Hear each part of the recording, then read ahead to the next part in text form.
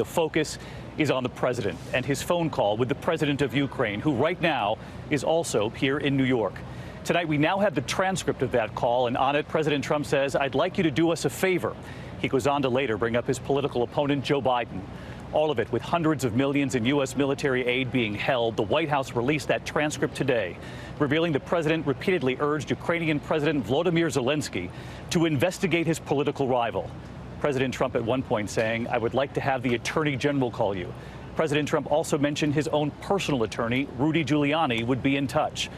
Today, less than 24 hours after the impeachment inquiry was launched because of that call, the two presidents side by side in New York, President Trump and the Ukrainian president, who said he felt no pressure from President Trump. Speaker Nancy Pelosi saying the transcript and the Justice Department acting in a rogue fashion confirmed the need tonight for an impeachment inquiry. And this evening, President Trump, before the cameras just moments ago, angrily denouncing Pelosi's move, using familiar words, calling it a hoax and a witch hunt. ABC's chief White House correspondent Jonathan Karl leading us off. President Trump and Ukrainian President Volodymyr Zelenskiy all smiles today as they met in New York. But tonight, all attention is on their phone call of 9 weeks ago. According to the White House summary of the call, President Trump directly asked the new Ukrainian president to coordinate with Attorney General Bill Barr to investigate his 2020 rival, Joe Biden. Early in the call, President Trump says, "We do a lot for Ukraine. The United States has been very, very good to Ukraine." President Zelensky responds, "You are absolutely right," thanking President Trump and adding, "We are ready to continue to cooperate for the next steps, including buying American anti-tank missiles." Trump's immediate reply, "I would like you to do us a favor, though." He then asked Zelensky to investigate an unsubstantiated theory about stolen Democratic emails, saying, quote, "I would like to have the Attorney General call you or your people, and I would like you to get to the bottom of it," adding, "It's very important that you do it, if that's possible." Zelensky says one of his assistants had already been in touch with Trump's personal attorney, Rudy Giuliani. President Trump then has a second request, and it's about Joe Biden. "There's a lot of talk about Biden's son," he says, "that Biden stopped the prosecution, and a lot of people want to find out about that, so whatever you can do with the Attorney General would be great."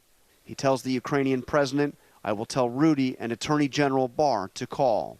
Joe Biden's son Hunter was paid tens of thousands of dollars a month serving on the board of a Ukrainian company while his father was vice president. But there's been no evidence of any wrongdoing. At the time of the phone call, President Trump was holding back nearly $400 million in foreign aid for Ukraine.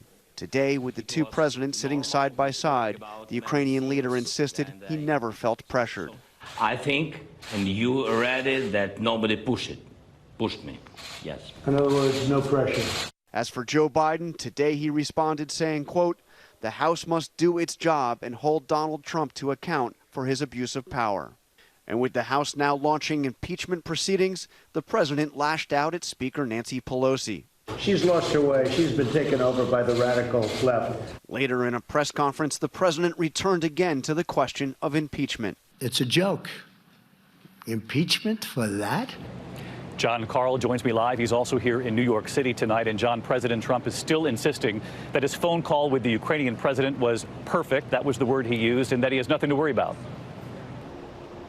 Well, yeah, David, that's the public posture. But even as he spoke words of defiance today, he appeared to me to be subdued, a little deflated. He held a press conference, but seemed determined to avoid any questions on this.